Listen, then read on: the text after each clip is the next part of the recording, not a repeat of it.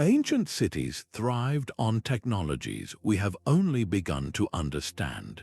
We are about to uncover 25 hidden mechanisms that powered lost civilizations, revealing how their forgotten ingenuity could solve modern challenges. You will discover how ancient engineers harnessed water, wind, and even the stars to build societies that lasted for centuries. How did a 2,000-year-old device predict eclipses with stunning accuracy? What secret made Roman concrete grow stronger over time, defying the elements? This journey into the past will change how you see human progress. What forgotten innovation do you think we need most today? A storm-tossed ship sinks near the Greek island of Antikythera, its secret cargo settling into the deep for 2,000 years. When sponge divers finally stumbled upon the wreck in the early 20th century, they recovered a lump of corroded bronze and wood that seemed unremarkable. But this artifact, now known as the Antikythera Mechanism, would later be revealed as the world's first known analog computer. Through meticulous analysis, including work by historian Derek de Solla Price, researchers slowly decoded its purpose. Inside that calcified shell was a complex clockwork of at least 30 interlocking bronze gears, designed to calculate the motions of the sun, moon, and planets. It could predict lunar phases and even forecast eclipses with stunning accuracy, a mechanical embodiment of ancient celestial knowledge. This was not merely a calendar. It was a portable cosmos, a miniature universe of turning gears that mirrored the great cycles of the solar system. Who operated this intricate device, and what did its predictions mean for them? Perhaps it guided sailors across treacherous seas, its astronomical forecasts plotting safer courses under the stars. Maybe it helped priests determine the timing of sacred festivals, aligning human rituals with the celestial dance. The sheer sophistication of its gearwork, with its differential gearing that would not be seen again until the 19th century, forces us to reconsider the technological landscape of the ancient Hellenistic world. This one device, born from a civilization we often view through the lens of philosophy and art, stands as a testament to a lost era of engineering genius. It proves that the drive to model our universe with mechanical precision is far older than we ever knew, and it raises a tantalizing question. If they could build this, what other mechanical wonders have been lost to the sea and the sand, waiting to be found? The Antikythera Mechanism reveals a mind for intricate machinery, but another Roman innovation was built on a far grander scale. Their concrete did not just endure the centuries, it grew stronger within them. While our modern structures show their age within decades, Roman aqueducts still stand, and the Pantheon's vast dome remains the world's largest unreinforced concrete ceiling, a silent challenge to our own building methods. The secret was not merely in their recipe of lime and volcanic ash, but in a deliberate chemical reaction they engineered. They mixed their mortar with seawater, triggering a process that formed rare crystalline minerals throughout the material. Modern researchers, like those at the University of Utah, discovered that when tiny cracks eventually appear, water seeping in reacts with these embedded crystals. The result is not further damage, but the growth of new, interlocking structures that literally heal the fracture. Think of it as a material with its own immune system, constantly repairing itself from within. This is why the great harbor at Caesarea could withstand the relentless Mediterranean waves for 2,000 years, its breakwaters intact long after the empire fell. What could we build today if our concrete possessed this ancient resilience? Our cities might last for millennia, reducing the constant cycle of repair and waste. This profound understanding of chemistry and geology points to a civilization that thought in deep time, constructing legacies meant to outlive them by generations. It also laid the foundation for their next great achievement, an empire powered not by stone alone, but by the relentless, clever flow of water. High in the Andes, the stone walls of Machu Picchu stand as a silent symphony of precision. These are not simple stacks of rock. Massive blocks, some weighing many tons, are locked together with such seamless joints that you cannot force the edge of a knife between them. This is the legacy of Inca Ashlar masonry, a building technique that abandoned mortar in favor of perfect geometric fit. The goal was not just beauty, but brilliant engineering for one of the most earthquake-prone regions on Earth. Instead of fighting the tremors with rigid structures, the Incas designed their walls to dance with them. Each interlocking stone could shift, sway, and then settle back into place as the ground shook, a brilliant system of seismic absorption built stone by stone. Consider the fortress of Sacsayhuaman near Cusco, where zigzagging walls of colossal boulders have withstood centuries of violent quakes that have flattened modern buildings nearby. How did they achieve such perfection with what we assume were simple tools? Archaeologists suggest they used harder stones, bronze alloys, and sand for abrasion, painstakingly grinding each block to fit its neighbor through a process of trial and error that required a deep, intuitive understanding of geology and geometry. This was not random piling. It was a form of three-dimensional puzzle solving on a monumental scale. The same principles that fortified their temples also shaped the mountainsides into vast agricultural terraces. These stepped farms did more than grow food. They stabilized entire slopes, preventing erosion and managing the fierce water runoff from mountain storms. Every stone was placed with purpose, contributing to a civilization's stability. The sheer dedication is staggering, a project that demanded generations of skilled artisans passing their knowledge forward. To stand before these walls is to witness a conversation with stone, a patient, physical wisdom that turned rock into a living, breathing part of the landscape. If the Incas could make mountains themselves resilient, it makes you wonder what other cultures could achieve by partnering with the very air we breathe. The relentless sun beats down on a Persian desert city, yet inside the ancient homes, a surprising coolness fills the air. This comfort was not born from magic, but from the silent, elegant work of the badger, the windcatcher. Rising from the rooftops like slender chimneys, these towers were masterpieces of passive cooling, designed to catch the faintest breath of wind high above the sun-baked streets. They channeled that moving air downward, forcing it deep into the heart of the building. Often, this breeze would first be drawn over the surface of a small pool or a stream, picking up moisture in a process of evaporation that naturally lowered the air temperature even further. In some of the most sophisticated systems, the windcatcher was connected to a Qanat, the underground canal, pulling the cool air from the earth itself into living spaces.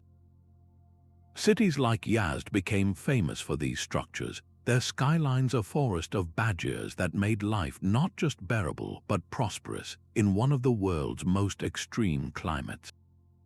The Dawlatabad Garden in Iran still showcases one of the tallest surviving windcatchers, a towering testament to an invention that required no fuel, only an intimate understanding of wind and water.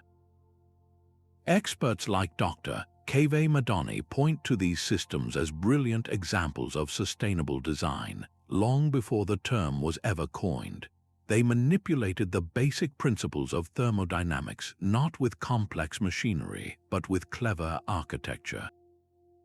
In an age of energy-intensive air conditioning, the windcatcher stands as a quiet challenge. What if our buildings could breathe on their own, using the natural forces around them to regulate their own temperature? This was an innovation that asked for nothing from the earth, only to work in harmony with its rhythms. Such graceful solutions did not fight the environment, they partnered with it, a philosophy that extended even further to the lifeblood of any civilization, the precious and relentless flow of water. Deep beneath the sun-scorched plains of ancient Persia, a hidden river flowed in darkness. This was the Qanat, a marvel of gravity-fed engineering that transformed barren landscapes into centers of life. For miles, these gently sloping tunnels channeled pristine water from mountain aquifers to the dry lowlands, all without a single pump. Vertical access shafts, dug at regular intervals, allowed builders to remove debris and provided crucial airflow, keeping the water clean and cool by protecting it from the relentless desert sun. This was more than a water delivery system. It was a subterranean architecture of survival. Scholars like Dr. Dale Lightfoot have traced how these networks supported vast agricultural fields and bustling cities, creating oasis communities across the Middle East and North Africa that flourished for centuries. In the Iranian city of Ghanabad, a Qanat system still flows after 2,500 years, its water sustaining a modern population just as it did for ancient kings. This longevity reveals a profound truth. The Qanat was not just a technical achievement, it was a social contract carved into the earth. Constructing and maintaining these miles of tunnels required generations of shared labor, precise surveying, and complex community organization. Every person who benefited from its water was tied to the responsibility of its upkeep. What does it take for a society to invest so deeply in a project whose full rewards might not be seen for a lifetime? It requires a vision that extends beyond the present, a commitment to a future you may never see. This sustainable mastery of a precious resource created resilience against droughts that would cripple less prepared civilizations.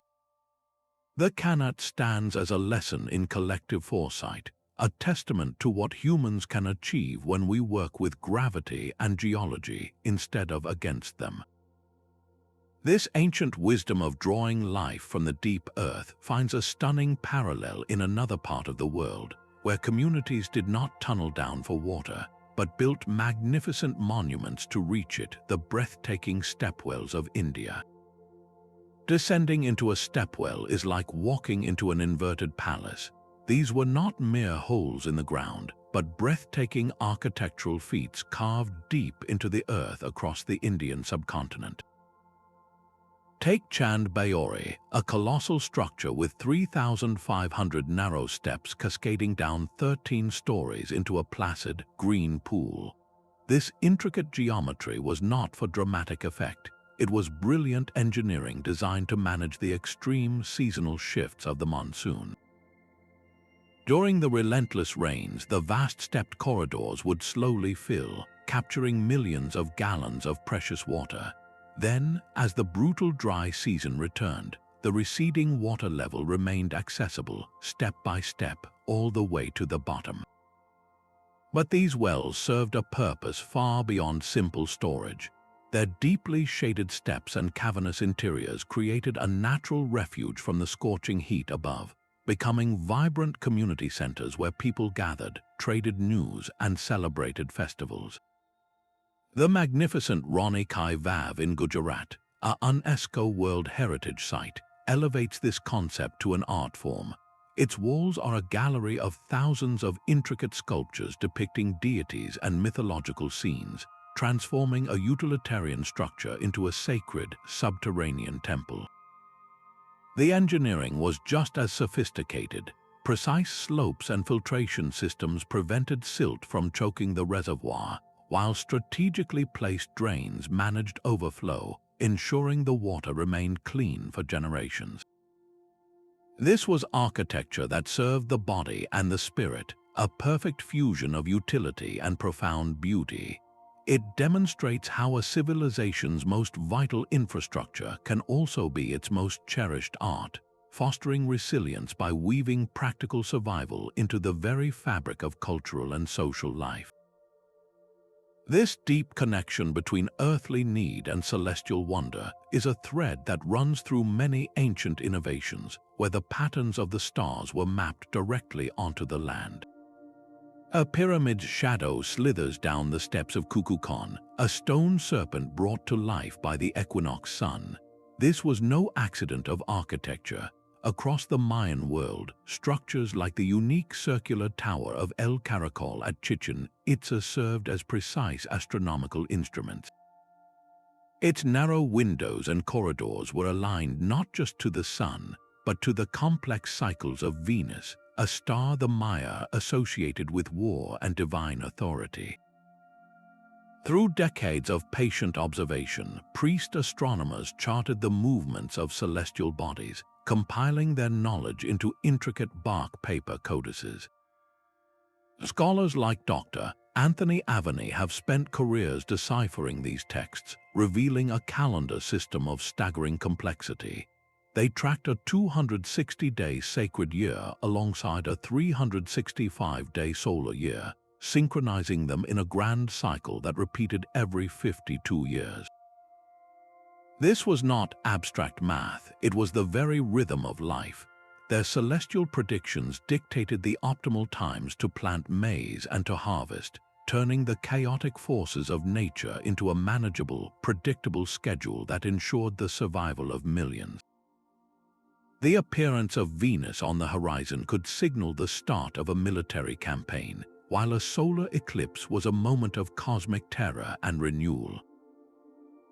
Their entire society, from the peasant farmer to the king, was governed by this celestial clockwork written in stone and sky. How many generations of watchers were needed to discern these patterns, to build a civilization's heartbeat around the slow dance of planets? This profound connection to the cosmos gave them a form of power, one that required no fuel but the light from the stars. It is a reminder that some of the most powerful forces we can harness are not beneath our feet, but above our heads, a concept taken to a literal extreme by a civilization that learned to tap the very fire within the planet. While the Maya looked to the stars for guidance, the Romans turned their ingenuity inward, mastering the very ground beneath their feet to conquer the cold. Beneath the marble floors of a Roman villa, a different kind of magic was at work. The Hypocaust system transformed winter from a season of shivering into one of comfort. A furnace, constantly stoked by servants, would heat the air itself. This hot air was then channeled into a network of hollow spaces created by raising the floor on stacks of ceramic pillars. The warmth would rise steadily, heating the stone and terracotta tiles above, turning entire rooms into gently radiant surfaces. In public baths like those found in Bath, England, this technology was pushed to its peak. The system used intricate clay pipes called tubuli that were embedded within the walls themselves, turning entire structures into massive, efficient heaters. This was not a mere luxury, it was a revolution in living. It allowed for the creation of vast, airy indoor spaces that could be used year-round, from sprawling dining halls to bustling bath complexes. The Hypocaust at the Villa Romana del Casale in Sicily, with its intricate network of pillars still visible today, shows how this warmth was a defining feature of elite Roman life, supporting social rituals and advancing hygiene. But this comfort came at a cost, demanding a constant and immense supply of wood and dedicated labor to maintain the fires. It makes you wonder about the trade-offs, the human effort and environmental impact required to heat a civilization on such a scale. The principles of this ancient central heating, using air channels and radiant floors, directly inspired the underfloor systems we are rediscovering today. This mastery of heat, born from Roman ambition, was a profound manipulation of the physical world, yet it relied on the burning of fuel. It leads us to consider a different kind of power, one that was living, breathing, and walked on four legs. Along the fertile banks of the Nile, the strength of an ox turned the wheels of an empire. While monumental pyramids capture our imagination, it was the humble, animal-powered machines working the fields that truly sustained ancient Egypt. The shaduf, a simple but brilliant counterweighted lever, allowed a single farmer to lift heavy jars of water from the river to the irrigation canals with far less effort. But the real game-changer was the sakia, a large, horizontal water wheel driven by a blindfolded ox walking in a constant circle. This ceaseless rotation lifted water continuously from the Nile, pouring it into channels that fed fields far from the river's edge. Tomb paintings and agricultural texts from the Ptolemaic period vividly depict these devices, showing us how they transformed the landscape. The widespread adoption of the sakia was an agricultural revolution. It enabled farming on higher ground, dramatically expanding the amount of arable land beyond the river's immediate floodplain. This was not just about convenience, it was about survival and growth. A stable, abundant food supply could support a larger population, fueling the labor force needed for those grand construction projects and supporting a complex society of artisans, priests, and scribes. This created a powerful symbiotic relationship. The animal provided the relentless, brute force, while the human guided the process and maintained the machinery. It was a perfect optimization of the resources at hand, freeing human labor for specialized crafts and trades that drove economic development forward. This clever partnership with domesticated animals represents a fundamental step in our technological story, a bridge between pure muscle and the first machines that would amplify human strength alone. High above the Athenian Acropolis, a giant wooden wheel turned, its slow rotation powered not by wind or water, but by the steady footsteps of men. This was the Greek treadmill crane, a machine of pure muscle and brilliant physics that lifted the very stones of classical civilization.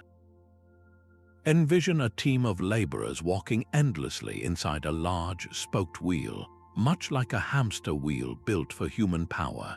Their collective weight and motion would rotate the drum, winding a heavy rope through a system of pulleys to hoist massive marble blocks high into the air. This was the secret behind the Parthenon's construction, where precision was as vital as strength. Engineering analyses indicate that a single, well-designed treadmill crane could lift loads weighing several tons, maneuvering them into perfect position for temples and formidable city walls. The true genius lay in the mechanical advantage provided by the pulley systems, a principle first studied by Aristotle and Archimedes. This clever use of ropes and wheels amplified human effort, allowing a small team to achieve what would have required hundreds of slaves dragging stones up earthen ramps.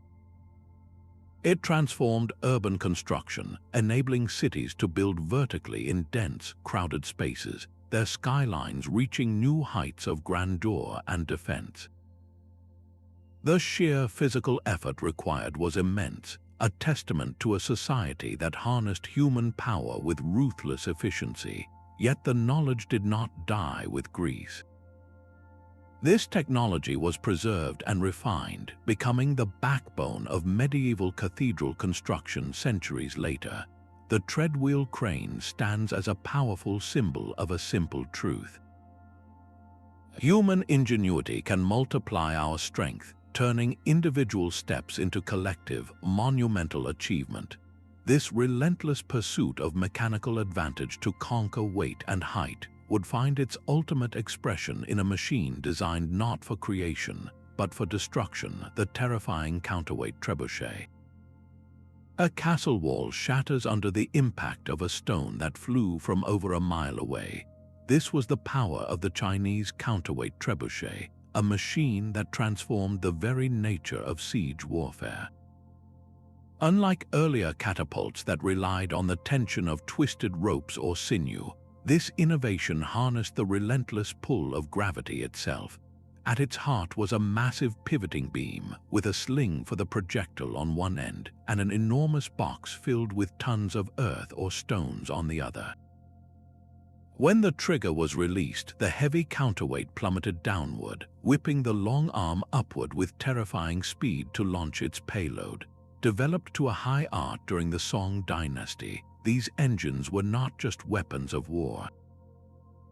Historical accounts from engineers like Marjan detail their use in massive civic projects, from breaking apart rock in quarries to clearing land for new construction, a single launch doing the work of 100 laborers. The Mongols quickly recognized their strategic value, adopting and adapting these designs in their relentless campaigns. The fall of Baghdad in 1258 was aided by these very machines, their stones battering walls that had stood for centuries. How do we reconcile a device of such destructive force also being a tool for creation? It represents a profound duality, a single principle of physics applied to both dismantle and build, to end one city and raise another. This raw, mechanical power to reshape the physical world stands in stark contrast to a different kind of ancient technology, one that sought not to move stone, but to capture memory itself, woven into the intricate knots of the Inca Quipu. A civilization that built without writing left its records tied in knots. High in the Andes, Inca administrators did not use ledgers or scrolls, but the Quipu, a complex array of colored cords where every knot held meaning. This was a language of numbers and perhaps stories woven from cotton and wool. Each main cord, with its dangling pendants of subsidiary strings, formed a structured database. The type of knot, its position on the string, and even the color of the cord itself conveyed specific information in a sophisticated base 10 system. A figure 8 knot represented 1, while a long knot could signify 2 through 9 depending on the number of turns, and a single overhand knot stood for 10, 100, or 1000, its value determined by its placement. Researchers like Dr. Gary Urton have meticulously studied the few hundred quipus that survived the Spanish conquest, proposing that this system was far more than an accounting tool. It may have encoded narratives, laws, and royal genealogies, turning a bundle of strings into a portable archive for a vast empire. Imagine a Quipu Kamayok, the keeper of the knots, arriving in a remote village. By reading the intricate patterns, he could ascertain the population, the harvest yields owed as tax, and the number of men available for labor duty, all without a single written word. The quipus found in burial sites suggest they recorded the life histories of the important people laid to rest with them. This demands a profound cognitive skill, a form of three-dimensional thinking and memory that allowed the Inca bureaucracy to manage resources and communicate decrees across thousands of miles of rugged mountains. How do you govern millions without an alphabet? You invent a tactile, durable language that turns administration into an art form. The Quipu stands as a stunningly unique solution to the universal human need to record and remember, a system of information storage that challenges our very definition of writing. This knot-based language finds a fascinating parallel in an entirely different medium, one pressed into clay rather than tied with string. While the Inca spoke through knots, the Mesopotamians pressed their thoughts into clay. A sharpened reed stylus met a wet tablet, leaving behind a series of wedge-shaped marks that would harden into a permanent record. This was Cuneiform, one of humanity's first writing systems, born from the administrative needs of the burgeoning cities of Sumer. It was not born from poetry but from accounting. The earliest tablets are simple lists, tallies of grain, sheep, and beer, the essential inventory of a civilization learning to manage its surplus. But from these practical beginnings, the system evolved into a complex script capable of capturing the full spectrum of human experience, from the driest legal contract to the soaring verses of the Epic of Gilgamesh. Experts like Dr. Irving Finkel have spent decades deciphering these texts, revealing a world where a single tablet could hold a merchant's receipt, a star chart, and a recipe for medicine. The true power of cuneiform was its incredible durability. Unlike papyrus or parchment, a fired clay tablet is virtually indestructible, surviving fires, floods, and millennia of burial. This resilience allowed knowledge to accumulate across generations. The library of Ashurbanipal in Nineveh became a testament to this ambition, a collection of thousands of tablets gathered from across the empire, forming one of the ancient world's greatest repositories of law, literature, and science. How did the simple act of marking clay transform society? It allowed for laws to be codified and displayed publicly, creating a shared standard of justice. It enabled merchants to draft binding contracts, facilitating long-distance trade across the known world. Most importantly, it broke the chains of memory, allowing wisdom to be stored outside the human mind and passed forward intact. This was the birth of history itself, the moment we began to speak directly to the future. The relentless march of administrative needs, recorded so meticulously on these tablets, would soon demand a new kind of precision, a way to measure not just goods, but the very passage of time that carried them. A stone vessel in a dark Egyptian temple held time itself in its slow, steady drip. This was the clepsydra, or water clock, a simple yet brilliant answer to the night's greatest challenge. When the sun vanished and sundials became useless, the constant flow of water from one marked container to another became the heartbeat of the nocturnal world. Inside these vessels, a series of scales measured the falling water level, translating its descent into the passage of hours, but this was no crude timer. Evidence from temple complexes like Qanat reveals how priests used these clocks to maintain the precise schedule of rituals that were believed to sustain the cosmic order itself. A ceremony performed even a little too early or too late could risk divine displeasure, so the steady drip of water provided a sacred rhythm. The engineering evolved to become remarkably sophisticated.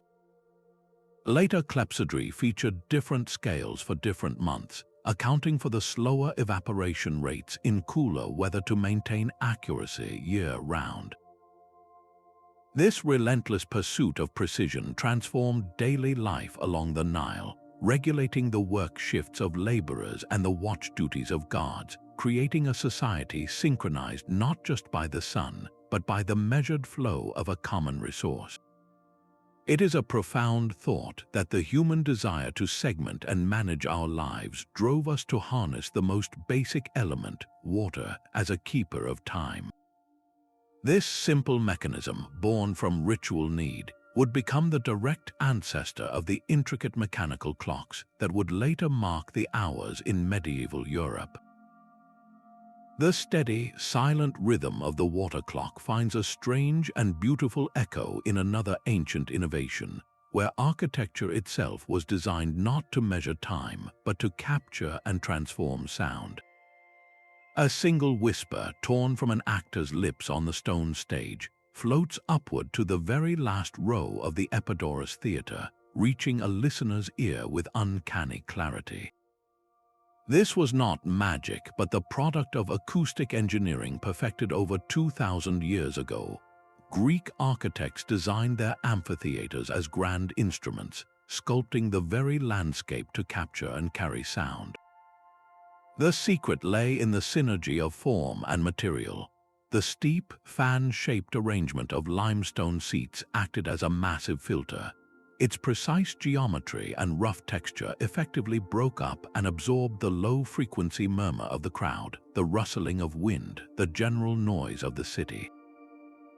At the same time, this stepped configuration reflected the higher frequencies of the human voice, channeling them cleanly upward from the orchestra, the circular performance area at the base.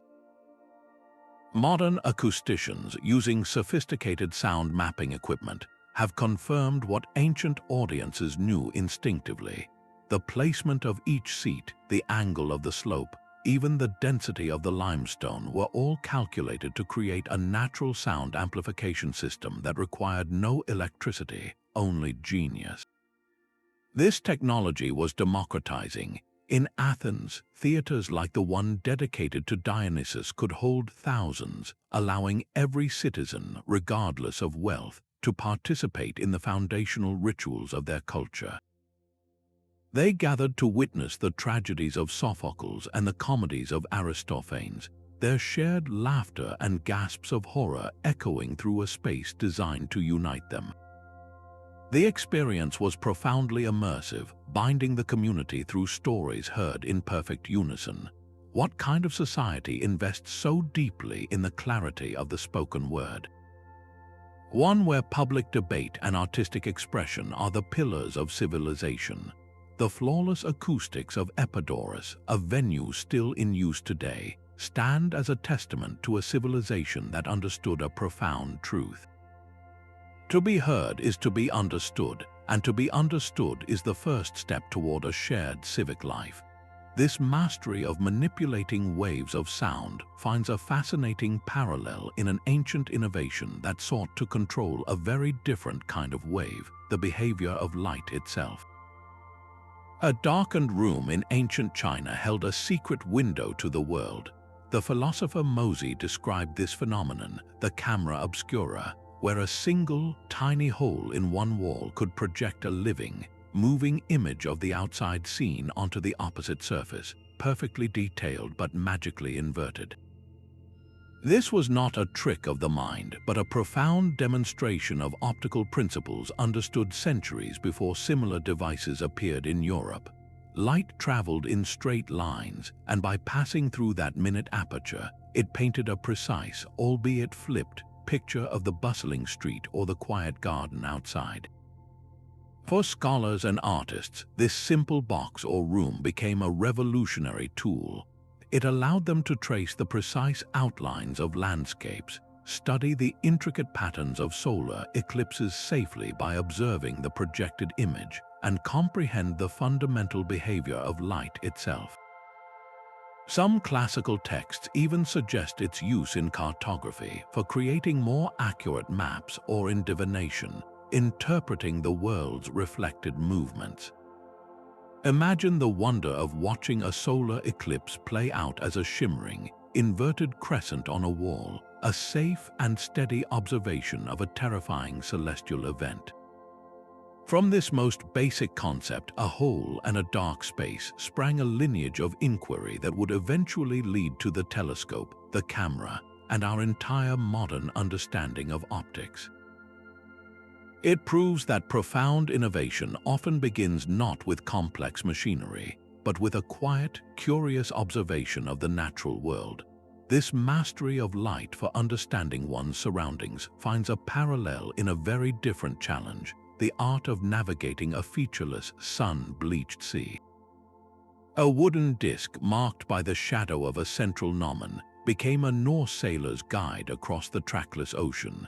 This was the Viking sun compass, a device that turned the sun's arc into a reliable pathfinder even when the sky was shrouded in cloud.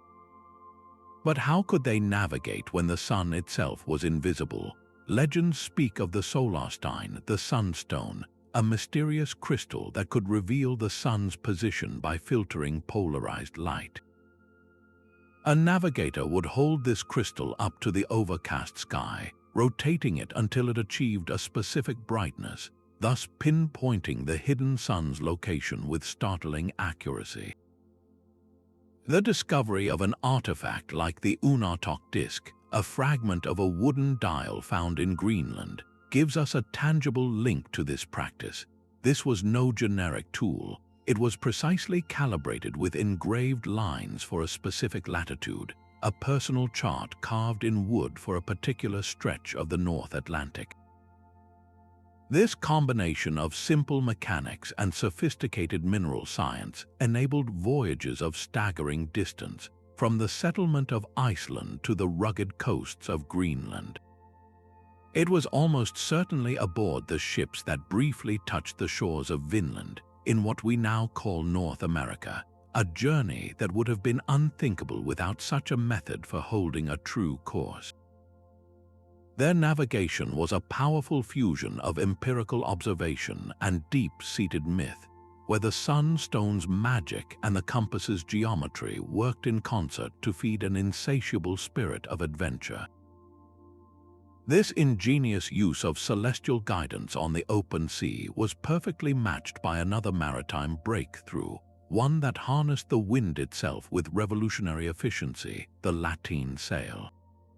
A triangular sail billows against an open ocean sky, its shape a stark contrast to the broad, square sails of older vessels. This is the Lateen sail, an Arab innovation that turned the Indian Ocean into a bustling maritime highway. Mounted on the iconic D-house that plied these waters, its genius was in its flexibility. Unlike a square sail that primarily catches wind from behind, the Lateen rig could be angled to harness breezes from the side and even from slightly ahead, allowing a skilled captain to sail upwind, a capability that was nothing short of revolutionary. Its triangular form acted like an airfoil, creating a difference in pressure that pulled the ship forward, using the same basic aerodynamic principles that would one day lift airplanes into the sky. This mastery of the monsoon winds meant that traders were no longer merely passive passengers of the weather. They could plot more direct routes, drastically cutting journey times between the spice-rich ports of Southeast Asia and the markets of the Middle East. Historians point to this technology as a cornerstone of the Silk Road by sea, a network of commerce that connected continents and fueled the rise of powerful maritime empires. The design was so effective it spread westward, adopted and adapted by Mediterranean sailors and eventually by the Portuguese. Their legendary caravels, the very ships that ventured down the African coast and into the unknown Atlantic, combined Lateen sails with square rigs, creating vessels of unprecedented versatility and range. Think of the global shifts that followed: the age of discovery, the circumnavigation of the globe, the linking of the eastern and western hemispheres, all hinged on this simple, elegant adaptation of cloth and rope. It shrank the world not by making oceans smaller, but by giving humanity a more confident command over them. This mastery of the sea, connecting distant ports and cultures, finds a stunning parallel on land, where another empire wove its own continent together not with sails, but with stone and sheer ambition. A stone-paved highway snakes across a vertiginous mountain pass, its path defying the brutal logic of the Andes. This was the Hypocaust, the Inca road network, an engineering marvel that bound a sprawling empire together with threads of stone and sheer will. Stretching for over 25,000 miles, this was not a single road but a complex web of two main north-south arteries, one along the coast and another through the highlands, connected by countless lateral routes. The construction was ruthlessly practical. In the deserts, they built low walls to prevent the roads from being buried by sand. In the cloud forests, they carved staircases into near vertical slopes. And in the high mountains, they paved the way with fitted stone, incorporating drainage channels that still function perfectly today, diverting torrential rain and meltwater to prevent erosion. The true test of their ingenuity, however, came at the empire's many ravines. Here, the Incas wove bridges of grass. Teams of specialists would braid enormous cables from tough iku grass, creating suspension bridges that swung precariously over roaring rivers. These were not permanent structures but required constant communal upkeep, a responsibility shared by nearby villages as part of their labor tribute to the state. How did a message travel from the farthest frontier to the capital, Cusco, in a matter of days? The answer was the chasqui, the relay runner. A network of small stone buildings called tambos was spaced a day's walk apart, serving as rest houses and storage depots. Between them, young, trained chasquis waited at smaller posts. A runner would sprint to the next post, shouting his message as he approached. The waiting runner would then take the verbal or Quipu-based communique and sprint to the next post, a human baton race that could cover over 150 miles in a single day. This system allowed the Sopa Inca in Cusco to dine on fresh fish from the coast and to command armies hundreds of miles away with stunning speed. The famous trail we now hike to Machu Picchu is just a small, forgotten branch of this immense system, a testament to how even the most secluded citadel was firmly woven into the imperial fabric. This logistical masterpiece fostered a resilient, centralized state capable of managing resources across immense ecological and cultural diversity. The sheer ambition of moving people, goods, and information on this scale finds a fascinating parallel in another ancient capital's struggle to manage a very different kind of flow, the relentless water and waste of a million people. Beneath the bustling streets of ancient Rome flowed a river of human ingenuity. The Cloaca Maxima began not as a sewer, but as a monumental drainage project, a network of channels carved through the city's central marshes. Under the orders of early kings, Roman engineers harnessed the simple, relentless pull of gravity, designing stone-lined tunnels with a precise, downward slope. They built these passages with grand, arched ceilings of volcanic rock, creating structures strong enough to bear the weight of the growing city above them. Over centuries, this system evolved, transforming from a marsh-draining ditch into the backbone of urban sanitation, carrying stormwater and waste away from public spaces and directly into the Tiber River. Engineering analyses of the remaining sections reveal a sophisticated understanding of hydraulics, with careful gradients that maintained a self-cleaning flow, preventing blockages that could have choked the city. This was not a static monument. It was a living system maintained and expanded by generations of workers who understood that the health of the Republic depended on the flow beneath their feet. That famous outlet into the Tiber, a massive stone archway spewing the city's effluent into the river, stood as a powerful symbol of Roman order conquering nature's chaos. It allowed Rome to achieve a population density that would not be seen again in Europe for over 1,000 years, supporting over 1 million inhabitants by providing a foundation of public health that other cities lacked. How many civilizations have risen and fallen not by the sword, but by the silent, creeping threat of waterborne disease? The Cloaca Maxima offers a timeless lesson. The greatest achievements of a city are often the ones you never see, the hidden arteries that keep it alive. This Roman mastery of managing water and waste on a massive scale finds a beautiful counterpoint in a different kind of water management, one that did not fight the land but floated upon it, creating gardens from a lake. A city seemed to float on the surface of a lake, its streets made of water and its farmland built from the earth beneath it. This was the reality of Tenochtitlan, the Aztec capital, sustained by the Chinampas, their legendary floating gardens. These were not truly floating, but artificial islands constructed through a brilliant, layered process. Farmers would stake out rectangular plots in the shallow lake bed, weaving together fences from reeds and willow trees. They then piled layers of rich lake mud, sediment, and decaying vegetation into these enclosures, creating raised beds that were permanently anchored by the tree's roots.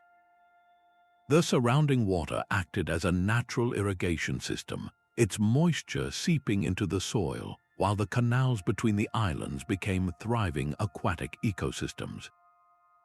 Canoes glided through these waterways, transporting fresh produce directly to the city's bustling markets and carrying nutrient-rich mud back to replenish the gardens in a perfect cycle of sustainability. Historical accounts from Spanish conquistadors like Bernal Diaz del Castillo describe their awe at the sight of this immense, orderly grid of cultivated islands, producing a staggering abundance of maize, beans, squash, and flowers. Experts estimate that a single Chinampa could yield up to 7 harvests a year, a level of productivity that dwarfed traditional European farming of the era. This was not just farming, it was a form of aquatic architecture that transformed a lake into the most productive land in the empire. The remnants of this system can still be witnessed today in the canals of Xochimilco, a living museum where these ancient farming practices continue. Their vibrant green plots a testament to a design that has nourished people for centuries. How did a civilization with no plows or draft animals achieve such abundance? They worked with their environment, not against it, turning a lake into their most fertile field. This ingenious solution to feeding a dense urban population in a limited space holds profound lessons for our own modern challenges with food security and urban sprawl. What if our cities could grow their own food not just in community plots, but in integrated, self-sustaining aquatic networks? The Chinampas stand as a powerful example of high-yield agriculture that enriches rather than depletes the land. But producing such a vast surplus of food creates its own urgent challenge, one that demanded another kind of brilliance entirely, the science of keeping it safe from time and decay. The granaries of the Indus Valley were fortresses of food, their massive brick foundations rising from the plains of Mohenjo-Daro and Harappa. These were not simple sheds, but sophisticated, city-scale storage systems engineered for survival. Inside, a raised floor of tightly fitted bricks created a crucial air gap, a barrier against the damp earth that would spoil the precious harvests of wheat and barley. Strategic ventilation ducts channeled the dry desert winds, creating a constant, gentle airflow that regulated temperature and fought off the mold and moisture that could destroy a city's food supply in weeks. The famous Great Granary at Harappa, with its series of rectangular platforms and air channels, was a masterpiece of this public architecture. It could have held enough grain to feed thousands, a tangible buffer against famine, and a strategic reserve that empowered the entire society. This assured surplus changed everything. With a reliable food stockpile, not every person needed to farm. It allowed for specialization, fostering the growth of artisans, traders, and administrators who built the civilization's distinct culture. We see this administrative genius in the standardized weights and measures found across the region, evidence of a coordinated economy that likely managed this grain for trade and rationing. The ability to store food on such a monumental scale was a form of time travel, a way to move the abundance of a good harvest into the uncertain future. It provided resilience against drought and flood, granting the Indus Valley cities a stability that spanned centuries. How many civilizations have vanished not from war, but from a single, devastating crop failure they could not weather? These granaries were a declaration of faith in the future, a collective investment in continuity. This deep-seated need for security, for protecting the resources that sustain life, would soon find a terrifying new expression in the art of war, with a weapon so potent its very composition was a state secret. A ship erupts in a blaze that water cannot quench, its terrified crew leaping into the sea to escape a fire that clings and burns even on the waves. This was the nightmare reality of Byzantine Greek fire, a weapon so potent its formula was a state secret guarded as fiercely as any crown jewel. Launched from bronze siphons mounted on the prows of their warships, this sticky, liquid flame represented the ultimate naval advantage for an empire perpetually under threat. Historical accounts from Byzantine chroniclers describe its deployment during the Arab sieges of Constantinople, where it turned the tide of battle by incinerating entire enemy fleets in the city's narrow harbor. The psychological impact was as devastating as the physical damage. The sight of this unquenchable inferno, roaring and spreading across the water, shattered enemy morale, creating a legend of invincibility around the Byzantine navy. Scholars have long debated its composition, analyzing historical texts that hint at a volatile mixture of crude petroleum, pine resin, and other unknown ingredients, possibly pressurized within heated tanks before being ejected through a pump. This was not merely a weapon, it was a form of early chemical warfare, and its strategic value was incalculable. It secured vital trade routes through the Aegean and the Black Sea, protecting the economic lifeblood of the empire for centuries. The very mystery surrounding its recipe, a secret lost to time, speaks to the immense power of controlled knowledge. How does a society balance the need for such a terrifying advantage with the moral weight of unleashing it? Greek fire saved a civilization, but its shadow is a stark reminder that our most brilliant innovations are often forged in the crucible of conflict, tools of preservation that are also instruments of immense destruction. This mastery over fire, a primal force, finds a strange and beautiful parallel in the ancient manipulation of another fundamental element, the bending of light itself through polished crystal. A small piece of polished rock crystal, unearthed from the ashes of an Assyrian palace, holds a secret in its curvature. This is the Nimrud Lens, a 3,000-year-old oval of crystal ground into a shape that can bend light. Found in the royal palace at Nimrud, a place of immense wealth and power, this artifact was no mere ornament. Its carefully calculated convex shape could concentrate sunlight into a fierce pinpoint of heat or magnify tiny objects for a craftsman's eye. Was it a tool for an artisan engaged in the most delicate work, perhaps inlaying ivory or engraving seals with a clarity previously impossible? Or did it serve a priest, used to focus the light during a sacred ritual, turning a beam of sun into a symbol of divine power?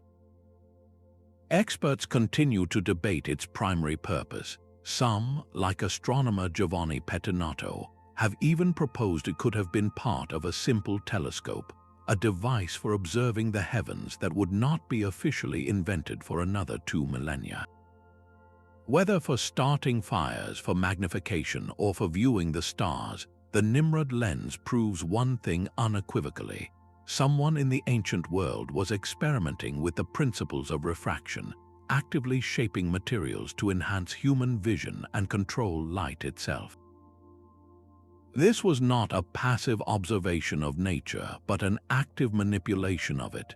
The existence of such a sophisticated optical device hints at a lost thread of inquiry, a potential tradition of lens making whose other examples have crumbled to dust. Think of the chain of discovery it might have inspired. From this single piece of crystal, one can draw a direct, though hidden, lineage to the reading stones of medieval monks and eventually to the spectacles that would illuminate the written word for millions. It represents a profound idea that the power to see more clearly, to bring the distant and the minute into sharp focus, is an ambition as ancient as civilization itself. This early grasp of enhancing perception finds a deeply human parallel in the next great mystery, the ancient quest not to see more but to feel less, to conquer pain itself with the hidden power of plants. A patient lies still, their consciousness gently untethered by a bitter tea brewed from mandrake root. This was the reality of ancient surgery, a practice made possible by a profound knowledge of herbal anesthesia. Long before modern chemistry, healers across the world had already mapped the hidden powers of plants, creating a sophisticated pharmacy from the natural world. In the Andes, Inca healers used coca leaves not just for ritual, but as a practical analgesic, chewing the leaves and applying the paste to wounds or allowing patients to ingest it to endure the pain of trepanation, the delicate drilling of holes into the human skull. In ancient China, surgeons employed cannabis vapors and wines infused with opium to sedate patients for complex procedures like amputations or abdominal surgery. These were not random experiments. Historical texts such as the detailed writings of the Greek physician Dioscorides meticulously catalogue the sedative properties of plants like henbane and mandrake, noting the precise dosages required to induce a twilight sleep without crossing into a fatal overdose. The methods of delivery were as clever as the ingredients themselves. Potent teas were sipped, poultices were applied directly to the site of pain, and fumes from burning herbs were carefully inhaled, each technique designed to manage the body's most primal response, agony. This deep botanical wisdom allowed for medical interventions that would otherwise be unthinkable, drastically reducing surgical shock and improving survival rates from injuries and illnesses. It was a delicate balance, a dance on the edge of toxicity where the difference between a healing sleep and eternal rest lay in the healer's knowledge.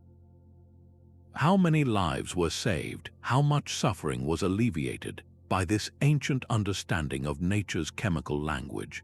These early anesthetics represent one of humanity's most compassionate inventions, a direct assault on pain itself that paved the way for every modern surgical advance. From the numbing coca leaf to the synthetic anesthetics in today's operating rooms, the journey began with observing a plant's quiet power.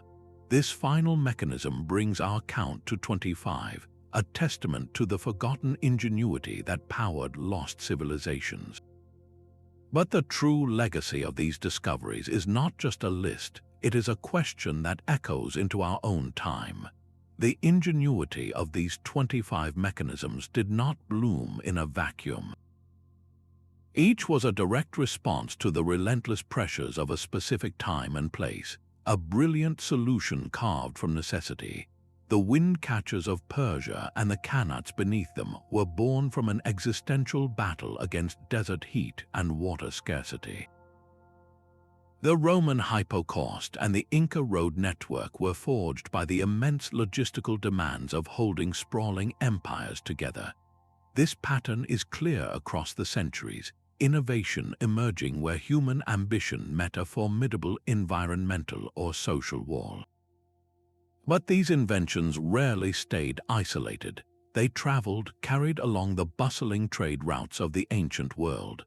The Lateen sail that powered Arab dhows across the Indian Ocean was eventually adopted by Portuguese explorers, fundamentally reshaping global geography.